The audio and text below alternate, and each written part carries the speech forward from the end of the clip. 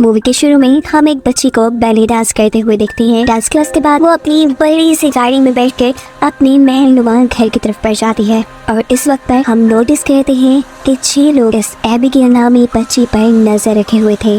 वो गाड़ी का पीछा करते हुए इसी तरह एबिगेल के घर एंट्री भी कर लेते हैं, जिसके बाद ये लोग इंजेक्शन लगाकर उसे बेहोश भी कर चुके थे। लेकिन असल मिशन उसे यहाँ से निकाल कर बाहर ले जाना था और बच्ची के डैड के घर आने पर ये लोग तकरीबन पकड़े ही जाने वाले थे, पर अपनी होशियारी दिखाते हुए सभी की नजरों से बचकर वो एबिगेल को किडनैप करके एक और मेंशन में ले ही आते हैं, जहाँ पहले से ही इस किडनैपिंग का मास्टरमाइंड लैम्बर्ट उनका वेट कर रहा था। उसने प्लान किया था कि वो एबिगेल की किडनैपिंग के बदले उसके अमीर डैड से $50 मिलियन की मांग करेगा। पैसे मिलने के बाद वो इन सबको इनका हिस्सा, जो तकरीबन हर एक के पास $7 मिलियन आता, वो देकर इन सबको इनके इस काम से छुटकारा दे देता। पर तब तक के लिए 6 लोगों के इस पूरे ग्रुप को एबिगेल को इसी मेंशन में बांध कर रखना था। यानी किडनैपिंग के बाद एबिगेल की सिक्योरिटी की भी जिम्मेदारी इन्हीं की थी। हाँ, और सबसे जरूरी बात, लैम्बर्ट इनसे कहता है कि यहाँ का एक रूल है, कोई अपना असल नाम, असली पहचान किसी को नहीं बताएगा।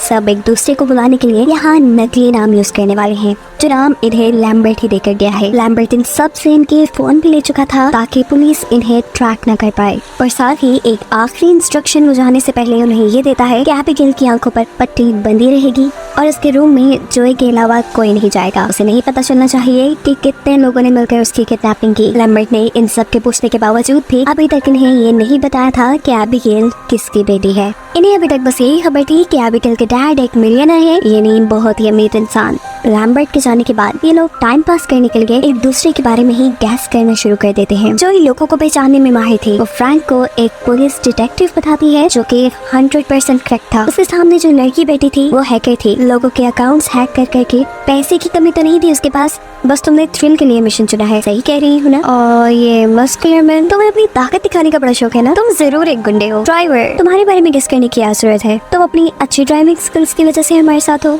एंड एट लास्ट स्नाइपर, तुम्हारी हरकतों से तुम मिलिट्री वाले लगते हो। सबके बारे में तो उसने अच्छा गेस कर लिया था, पर अब खुद की बारी थी, जिस पर फ्रैंक बोलता है तुम भी तो मिलिट्री में थी, ड्रग्स की लत ने तुम्हें कहीं का भी नहीं छोड़ा, तुम्हारा बेटा भी तुमसे दूर हो और इस वक्त इसीलिए तुम इतनी ज्यादा ही कैंडीज खाती हो। ये सारी बातें सुनने के बाद जोई एबिगेल के रूम में जाती है और उसकी आंखों पे बंधी पट्टी हटा देती है। इन्हें उसने लैम्बर्ट का एक रूल तोड़ दिया। एबिगेल बहुत ही ज्यादा डरी हुई थी। उसे रिलैक्स करने के लिए जोई से पिंकी प्रॉमिस करती है कि ना तो मैं तुम्हें कोई नुकसान पहुंचाऊंगी और ना ही तुम्हें किसी और से नुकसान होने दूंगी। बातों ही बातों में इनके दरमियान का बॉन्ड काफी अच्छा हो जाता है। जोई बताती है, एबिगेल, मेरा तुम्हारे जितना ही एक बेटा है। एबिगेल को ये सुनकर अच्छा लगा था। वो कहती है, जरूर आप अपने बेटे से प्यार करती होंगी, पर मेरे डैड वो थोड़े अजीब है, गुस्से वाले हैं, खतरनाक है, मेरे से उतना प्यार नहीं करते जितना वो पहले करते थे।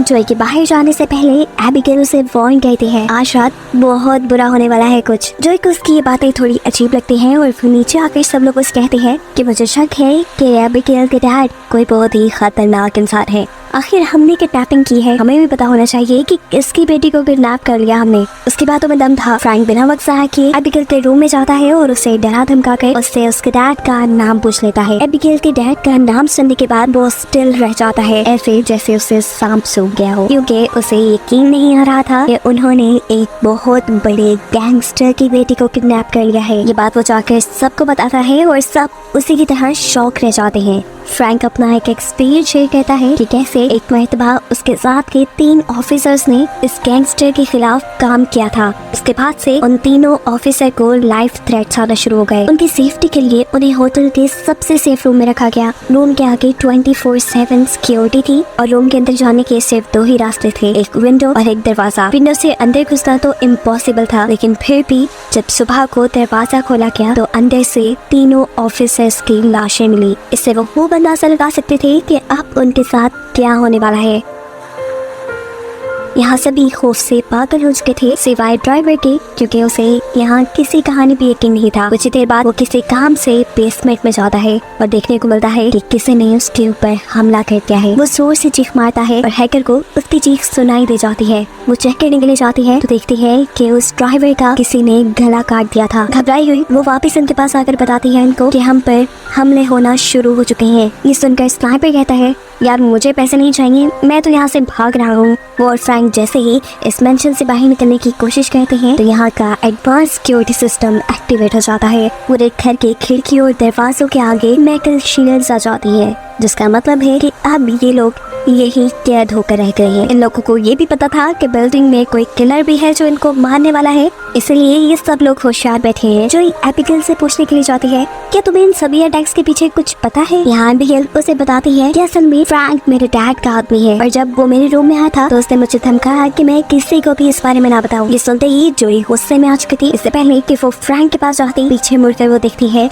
कि स्नाइपर का भी मर्डर हो चुका है। उसको इतनी बुरी तरीके से मारा गया था कि मानो उसका मुंह नोचा गया। जोई और भी ज्यादा डर गई। वो अब गन पॉइंट पे फ्रैंक को रख लेती है। फ्रैंक उसे समझाने की कोशिश करता है कि वो बच्ची हमारे साथ खेल खेल रही है, वो झूठ बोल रही है, लेकिन जोई इसके बाद पे यकीन करने वाली नहीं थी। इसी चीज के ऊपर लड़ते लड़ते एक अब एबिगेल के कमरे के सामने आ गए। इन्हें पता नहीं चला एबिगेल इन्हें लड़ता हुआ दिख रही थी और साथ साथ अपने हाथों से हथकड़ियां उतार रही थी और अगले ही सेकंड वो एक भयानक वैम्पायर में बदल चुकी थी। उसे देखकर ये लोग डर जाते हैं। फ्रैंक उसे गोली मारता है, लेकिन एबिगेल अपने आप को कुछ ही देर में हील कर लेती है। ये देखकर सब डर गए। बाहर आकर जल्दी से वो उसे उसके कमरे में लॉक कर देते हैं। एबिगेल को देखकर इन्हें काफी सारी मिस्ट्री समझ आ चुकी थी कि सिर्फ एबिगेल ही नहीं, उसके डैड भी एक वैम्पायर है, इसलिए सब उससे डर कर रहते हैं और अभी तक जितनी भी किलिंग्स यहाँ हुई है वो सब के सब एबिगेल करती है। इन्हें अगर जिंदा रहना था तो इन्हें एबिगेल को मारना था। कोई गार्लिक पकड़ लेता है तो कोई लकड़ी से शार्प एज वाले वेपन्स बनाता है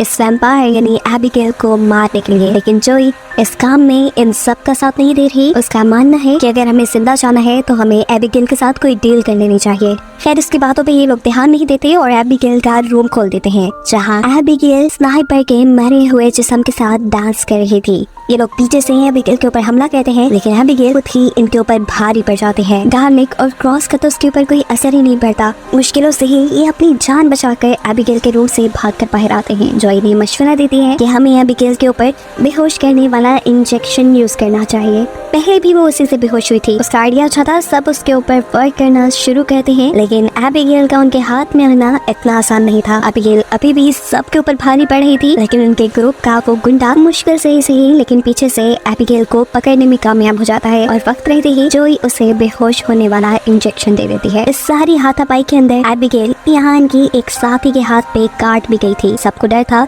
कि कहीं वो लड़की भी एक वैम्पायर न बन जाए। खैर दिखाया जाता है कि एबिगेल को जब होश आया तो उसने अपने आप को जेल में पाया। ये लोग एबिगेल से बात करते हैं और उससे पूछते हैं कि आखिर तुम चाहती क्या हो, और यहाँ इन्हें सबसे खतरनाक हकीकत ये पता चलती है कि असल में इन्होंने एबिगेल को नहीं बल्कि एबिगेल ने इन्हें किडनैप किया है। ये सब एबिगेल की ही प्लानिंग थी और लैम्बर्ट एबिगेल के लिए काम करता था। देखने में चाहे एबिगेल एक छोटी सी बच्ची है, लेकिन वो इस दुनिया में 100 सालों से रह रही है। वो इन सबसे कहती है कि तुम लोग यहाँ इसलिए हो कि तुम लोगों ने किसी न किसी तरीके से मेरे डैड को नुकसान पहुँचाया है, जिसमें से हैकर ने एबिगेल के डैड के अकाउंट्स को हैक करके उनके मिलियंस ऑफ डॉलर्स चुरा लिए थे। फ्रैंक ने उसके डैड के खिलाफ इन्वेस्टिगेशन की थी। जोई जो कि एक मिलिट्री डॉक्टर थी, उसने ड्रग्स के नशे में एबिगेल के डैड के साथ ही का गलत ऑपरेशन कर दिया था, जिससे उसके डैड को बहुत नुकसान हुआ। उसकी बातें सुनकर जोई से कहते हैं, मैं ये बात जानती हूँ कि तुम्हारे डैड अब तुमसे प्यार नहीं करते। तुम उनके लिए जो कुछ भी कर लो, जितने भी जतन कर लो, वो अब तुम्हारी तरफ देखेंगे भी नहीं।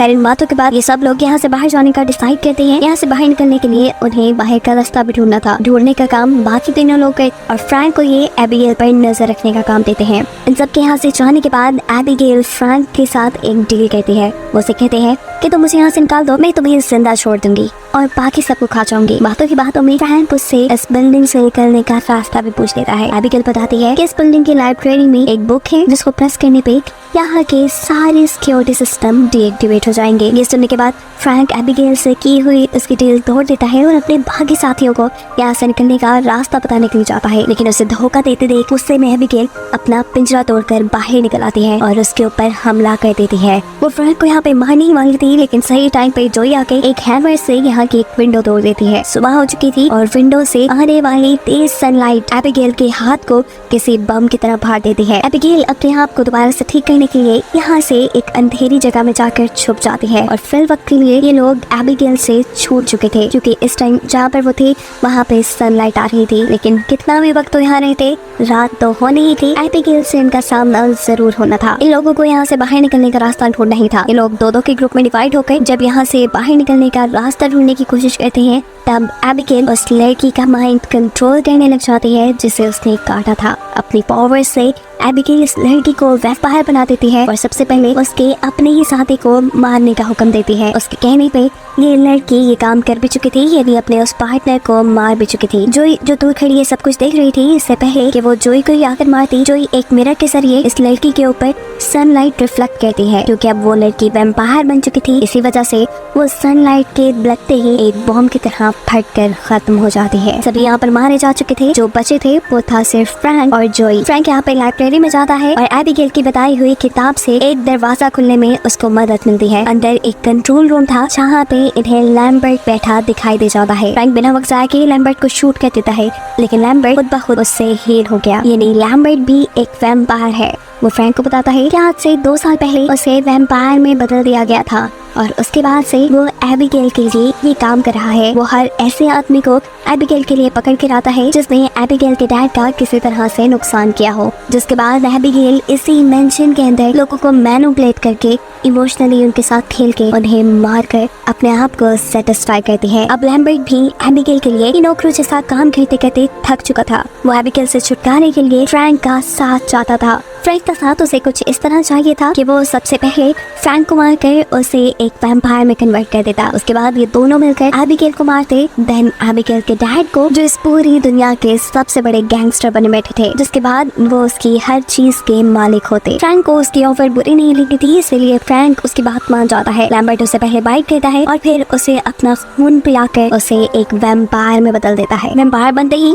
वो एक वेपन के जरिए यहाँ लैम्बर्ट के ही दिल में स्टैब करके उसे मार देता है, जिससे हमें ये बात पता चली कि फ्रैंक के दिल में लालच आ गया था। लैम्बर्ट के प्लान के मुताबिक एबिगेल के डैड की सारी दौलत वो अकेले ही हड़प करना चाहता था। फ्रैंक क्या फील कर रहा था कि वो वैम्पायर बन के बहुत ज्यादा ताकतवर हो गया है। उसके जिस्म पे जितने भी जख्म थे वो सब के सब खुद ब खुद हील हो चुके हैं। इससे पहले कि वो एबिगेल को मारने के लिए उसकी तरफ चाहता, एबिगेल डांस करती हुई उसके पास होता जाती है। इन दोनों के दरमियान में यहाँ लड़ाई भी शुरू हो चुकी थी और एबिगेल पहले जो सब पर भारी पड़ती थी, अब उसे फ्रैंक से लड़ने में मुश्किल हो रही थी क्योंकि फ्रैंक उससे बड़ा था। दूसरी तरफ हम जोई को देख रहे थे, जिसे अब ये यकीन था कि वो भी जिंदा नहीं बचेगी। वो यहाँ से भागते हैं आखिरी मर्तबा अपने बेटे को कॉल करने के लिए। वो अभी फोन ही कर रही थी कि यहाँ पीछे से उसके ऊपर फ्रैंक हमला कर देता है। वो उसे मारता है, टॉर्चर करता है, लेकिन उसे खाता नहीं। उसके दांत काटने की वजह से हम देखते हैं कि यहाँ पे जोई भी एक वैम्पायर बच चुकी है। इतनी देर में यहाँ एबिगेल भी आ जाती है, जो जोई को वैम्पायर बनता देखकर उसके साथ डील कर लेती है फ्रैंक को मारने के लिए, बिल्कुल ऐसे ही जैसे फ्रैंक ने एबिगेल को मारने के लिए लैम्बर्ट से डील की थी। लेकिन कहानी में ट्विस्ट ये था क्योंकि जोई फ्रैंक के काटने से वैम्पायर बनी थी, इसीलिए फ्रैंक उसे कंट्रोल कर सकता था। वो यहाँ उसे कंट्रोल करके एबिगेल को मारने का हुक्म देता है। जोई उसकी तरफ बढ़ती भी है, लेकिन फिर एकदम से मुड़कर वो एक वेपन के जरिए फ्रैंक के ऊपर ही चढ़कर उसके दिल पे स्टैब करके उसे मार देती है। फ्रैंक भी पहले वैम्पायर्स की तरह फट कर मारा गया था और अब जो जिंदा थे वो एबिगेल और जोई। मरने की बारी जोई की थी, लेकिन एबिगेल उसे नहीं मार दी क्योंकि पहले से ही जोई ने एबिगेल के साथ अच्छा बिहेवियर रखा था, इसलिए एबिगेल की जोई के साथ बॉन्डिंग हो चुकी थी। वो यहाँ जोई से कहती है, तुम आजाद हो, तुम यहाँ से जा सकती हो जोई। और हाँ, ये ना समझता कि तुम वापस आने के बाद एक वैम्पायर बनी रहोगी। तुम जिस वैम्पायर के काटने से वैम्पायर बनी थी वो मर गया है और अब जैसे ही उसके काटने के जख्म तुम्हारे ऊपर से ठीक होंगे, तुम पहले की तरह इंसान बन जाओगी। जोई खुश थी। वो यहाँ से बचकर भागने ही वाली थी कि इतने में ही यहाँ एबिगेल के डैड एंट्री कर लेते हैं। उनको तो फ्री में अपना डिनर मिल गया था, वो इसे पकड़ कर खाने ही वाले थे, लेकिन यहाँ एबिगेल अपने डैड को रोक लेती है और कहती है, डैड आप इसे नहीं खाएंगे, इसने मेरी जान बचाई है। इस टाइम उसके डैड उसकी बात मान लेते हैं और जॉय से कहते हैं कि 1 सेकंड से पहले यहाँ से बाहर चली जाओ, इससे पहले कि मेरी नीयत खराब हो। जॉय भी यहाँ से भाग जाती है और कहानी के लास्ट सीन में हम उसे एक नॉर्मल जिंदगी गुजारते हुए देखते हैं और इसी के साथ ये कहानी यहाँ खत्म हो जाती है।